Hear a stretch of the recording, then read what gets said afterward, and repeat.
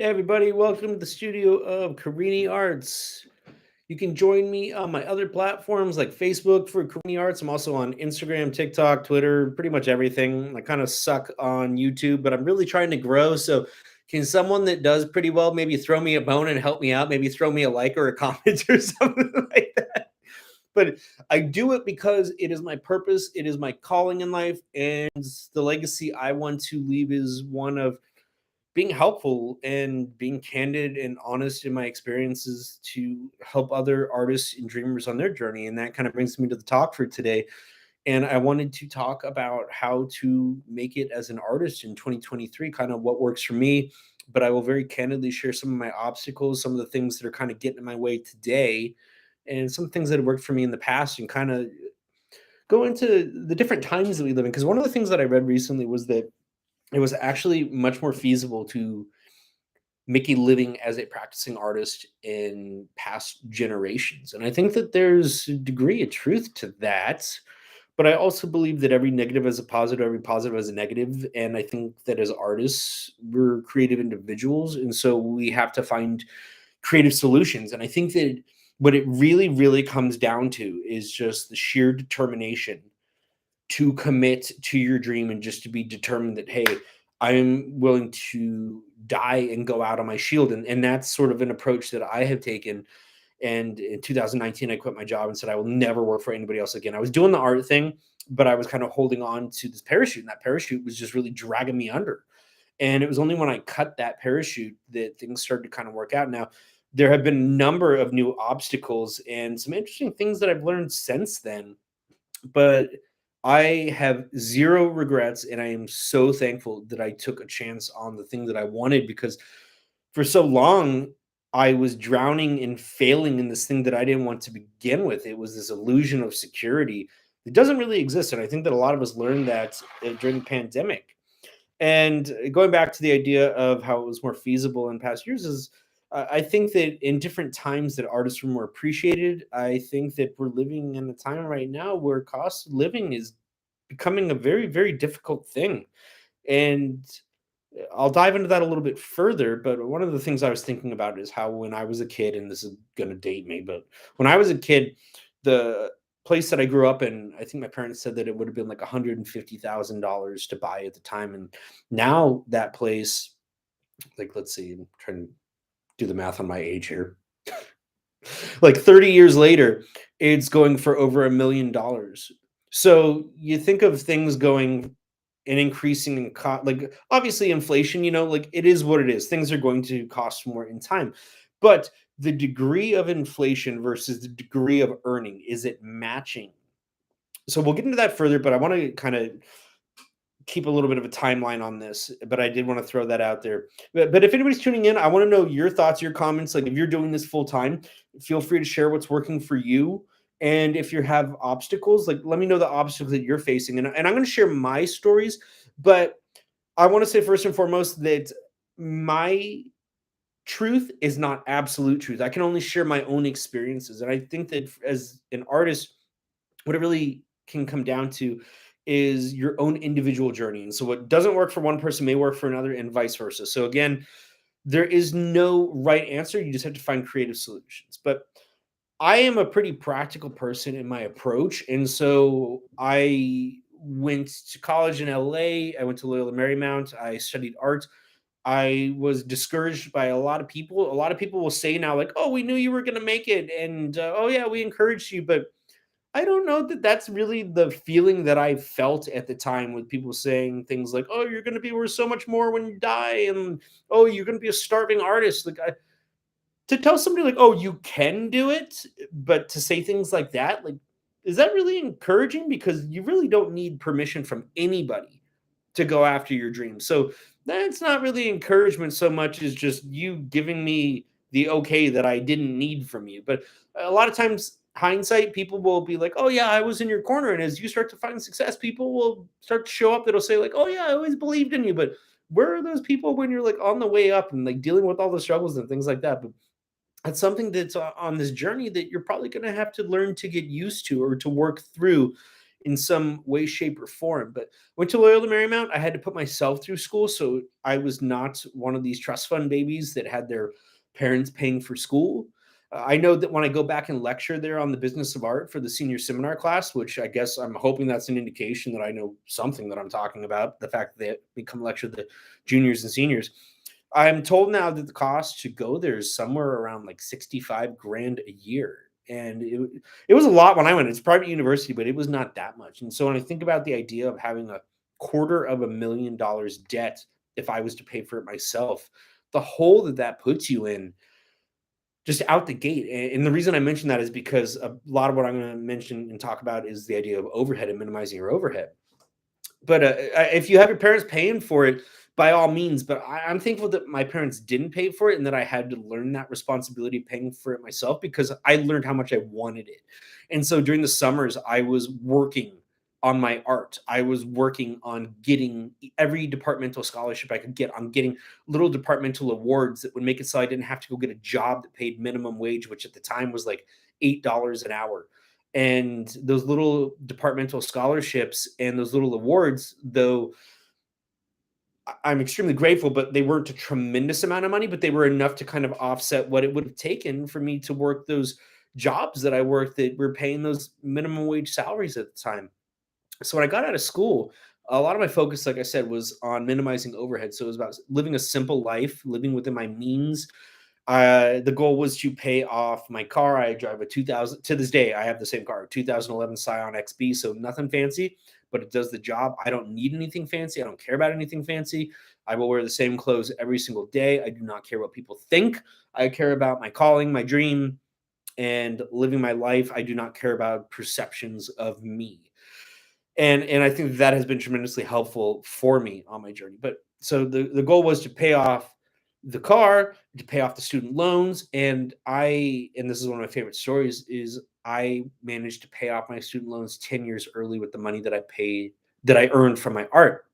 And the reason I love that story is because I can share that with other artists to show them that it is possible. And so often I hear people in other industries and other fields that are not able to pay off their loans, or people that go into default. And I had a lot of loans. Like I got some scholarships, but I had a lot of debt when I got out of school.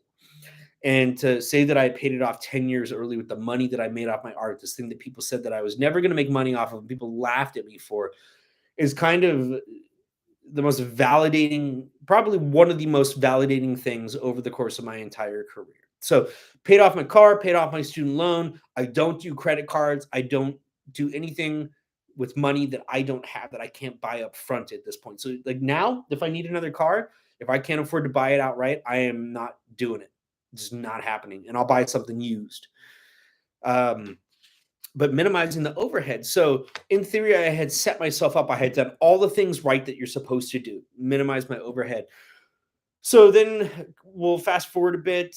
2015, 2016, those were some of my best years, doing really well, sold a lot of work, good price points, felt very good about them.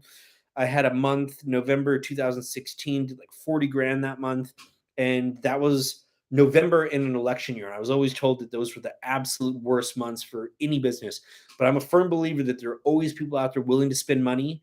And if you can find a creative solution, you can dive into those things. So even when things get slow, I never say, like, oh, it's just going to come around. I am always looking to find a way to make it happen. I don't like to just sit around and waffle.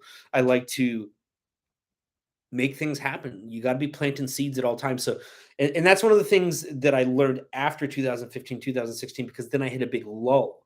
And so I learned during that period that you have to always be planting seeds for the next thing and have multiple pots to kind of grab from, because one plant may die and you got to have fruit coming from those different plants in order to have that sustainability at times. So the more pots and that you can kind of put fruit in, and the more things that you can plant, the better off you will be. So that was one of the valuable lessons that I learned from my struggles, from my failures. And in that regard, it has become a success. But when you run into these things, you can't look at them as failures. You have to look at them as lessons learned. And like I wanted to do some big art shows around that time, and I had some of the capital to do so. So I spent a lot of money on those art shows. Turned out not to be the thing for me. I lost a lot of money at those. I did learned some valuable lessons from them. There were some advantages. I did have some things that came in from those years later, but sometimes the seeds that you're planting today will be things that don't blossom for years and years. And so you need to remember that as well too, and sort of take the little successes that come along the way. So we'll fast forward a little further to 2019. So June 2019, I, despite paying off my car, despite having no student loans, I had always told myself, well, when I have X amount of dollars, I'll cut off working for somebody else. And that's when I'll be fully invested in the dream. That wasn't coming. In fact, I was further away from my dream than I was when I first got out of college. And I thought, I have been fiscally responsible. I've been diligent in my processes, in the way that I've set myself up. I have built my name and my reputation. How can I possibly be further away? And so I looked at our system, and I really think that we do live in this broken system that constantly moves the goalpost on us. And what I mean by that is, today, for example, there's a service that I use for my health and wellness that I go to. I go twice a month, and I've been paying $90 to do this. And it's one of the things, the few things that I do for my health and wellness. So I don't do a lot of frivolous things. This isn't even a frivolous thing. It's for my health, wellness, maintenance, whatnot, but $90 a month. So I went in today, and they said, well, next month it's going up to 160. So look at that, 90 to 160, and it's just like, okay, well, it's $70. But that's the way that everything has been trending. Like, look at the difference in food costs. And this is the other big thing. I have lived in the same apartment since I got out of college. So I think it's coming up on 16 years that I've been in the same apartment. Now, I should have bought something. I didn't have the money to buy something. I've never really had the resources to buy something, so it wasn't an option. But I live in the same apartment that I did when I got out of college. It is now costing me twice as much as when I moved in. Now, I've had a degree of rent control. They actually could have made it even higher than it is, and I'm thankful for the rent rate that I do have, but it is still twice as much as when I moved in. Do I have anything new here? No. Do I have anything nicer here than when I moved in? No, not really. No. Why does it cost twice as much? Now I get it, inflation, but again, going back to that number that I mentioned for the home, are you making 5 to 10 times as much as you were 10, 15 years ago? I know some of you may be on the younger side, so you're like, "I wasn't working then." But, were you making significantly less? Like, are you making significantly more now than you were even a couple years ago? So what's happening is the rate of inflation is, there's a great disparity with the rate of earning. And it's making it so that the goalpost is being moved. And the industry that is being hit the hardest by it, I think, oftentimes is the creative industries, like artists. Because when things get tough, when things get more expensive, and people have to make concessions and reduce their spending, what is the first thing to be cut? Art. So when things really took a turn and started getting more expensive in the past couple of years, that's when I noticed my numbers starting to drop off, and I had to find creative solutions to kind of work things out. But I noticed people weren't willing to spend as much. And even to this day, I am not selling my work at the price points that I was in like 2015, 2016. It's not that my value went down. In fact, my value has gone up tremendously. But the market is not spending that. Now, part of it is that I have to recognize my market. And my market happens to be, because my work is about struggle, overcoming struggle. A lot of the people that support me, people that are struggling. So that oftentimes means struggling financially. And so cannot oftentimes afford more expensive works. And when things get tough and they got to choose between food or the increases in rent versus my art, what's going to go? My art's going to be the thing to go. So I've had to be creative in the way that I approach things, adding things like prints, adding things like payment plans can be of benefit to you, adding new sales channels, the e-commerce shop, because we live in a time where e-commerce is the thing, and it wasn't 10, 20 years ago. So one of the things that I encourage people to do is to establish that e-commerce shop, one that you manage and control pricing on as early as you can. The other thing that I encourage people to do, anybody of the younger generation, is to really focus on the social media. Now, a lot of you use social media just, for connecting with people, for doom scrolling, but I want to encourage you, like, even if you're in high school or going into high school and you're interested in the arts, to start creating a page for your art. Now, you may say, well, I'm not really ready to put my art out there. I don't want people to see what I'm doing because I'm not really ready to take on that judgment. And this is what I want to tell you and why you should. Even if you're not willing or ready to put out something like a final piece, you can post like little like snippets or like, maybe you have like this is a finished piece behind me. Maybe you post like just like a little tiny corner of it and say, like, hey, here's a little something that I'm working on. And what that'll do is it'll start building a history and a credibility for you. So when people go to look at purchasing your work, they'll see that you've been doing this for a certain amount of time. The longer you've been doing it, the more comfortable they will feel. So if you're going into high school right now and you want to be an artist, you could have an entire portfolio of work by the time you get out of high school, let alone go into college. And you carry that into college, you will be so far ahead of so many people. And it's one of the things that I did, and it's one of the things that helped me establish myself and have people take me more seriously at a younger age. And so, one of the statistics that I heard was 5 years after graduating from art school, 95% of people will not be making art.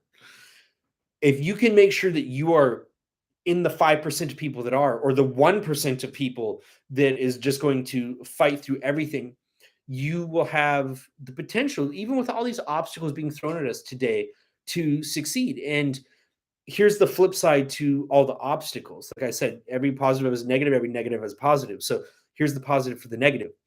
Sadly, the majority of people will not pursue their dreams at this stage because of the increasing difficulty, because of the goalpost being moved, because it seems so unfathomable, because they want to give us the impression that, hey, you can go after your dream, but they make it impossibly difficult.